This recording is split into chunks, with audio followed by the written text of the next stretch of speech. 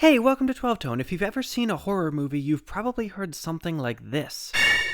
It's an iconic device usually accompanying a dramatic event, and it's designed to get your heart racing. In short, it's scary. But why? It's just some notes. What's so frightening about that? Well, there's millions of variations out there, but they all tend to have a couple things in common. First of all, they just use an unpleasant collection of notes. I went with this, but pretty much any dissonant chord will work, like this, or this. That dissonance creates tension, putting the listener on edge as they wait for a resolution that's not coming. Even if we played this in a normal range on a normal instrument, it would still sound gross. But we're not playing it in a normal range. We're playing it really high, and that's important too. We're not used to hearing lead parts in that range. Most music takes place relatively close to middle C, where the human voice tends to sit. Extreme highs and lows are generally reserved for background parts, so putting something that high in the foreground makes us a little uncomfortable. Instrumentation is another factor here. This is way outside the range of what violins usually play, and in order to get that sound, they have to use their instruments in ways they weren't really designed for. This gives it an unpleasant, shrill tone, kind of like nails on a chalkboard. This is one reason these sorts of things rarely use flutes. They're supposed to play up there. But there's even more going on. It's not just high, it's suddenly high. It's a huge jump from anything that was happening before. It doesn't logically follow from the sounds that precede it, making it what's known as a non-linearity, or less technically, a surprise. It forces us to suddenly process a whole new type of sound, and with more mental effort comes more stress. After all, in the wild, surprise often means death. And there's one final thing. This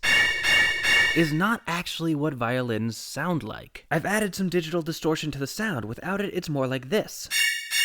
Distortion effectively means chaos. It takes the relatively well-ordered frequencies of the actual instruments and makes it sound more like random noise. If I crank it up further, you can barely hear the organic violin sound at all. Unlike the other things, this sort of distortion isn't really necessary, but it's pretty common, especially in more modern film scores. So putting all that together, we have a sound that's high, shrill, sudden, and often distorted, and it turns out there's one sound humans make that fits that description really well.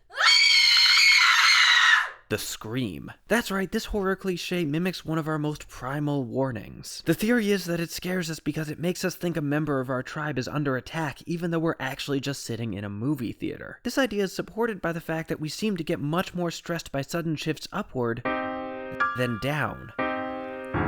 If you want to know more about this, I came across a cool study where they modified musical samples in different ways to see how people responded. I'll put a link in the description. But these things don't happen in isolation. They work best when the music has already put the audience on edge, and there's a couple ways to do that. Dissonance again plays a huge role. Unresolved tension makes it really hard for the audience to relax, so when that jump scare comes, they're already primed for fear. You can also get great results out of ambient noise. You're not really trying to create a functional harmonic progression so much as a soundscape. Here, tonality, disjointed percussion, and gradual volume changes are your friends. They help keep the audience uneasy. They know something's coming, but they don't know what, and they don't know when. Imagine for a second you're camping. You're sitting by your campfire, roasting marshmallows, and suddenly you hear a rustling of leaves. It starts to move through the woods, sometimes loud, sometimes barely even there. Maybe it's a wolf, maybe it's a bear, or maybe it's just a deer. There's no way of knowing. Occasionally you hear a twig snap or some crunching leaves. This goes on for a while until just as you're beginning to believe that maybe it was all just the wind. Yeah, that's the feeling you want to create.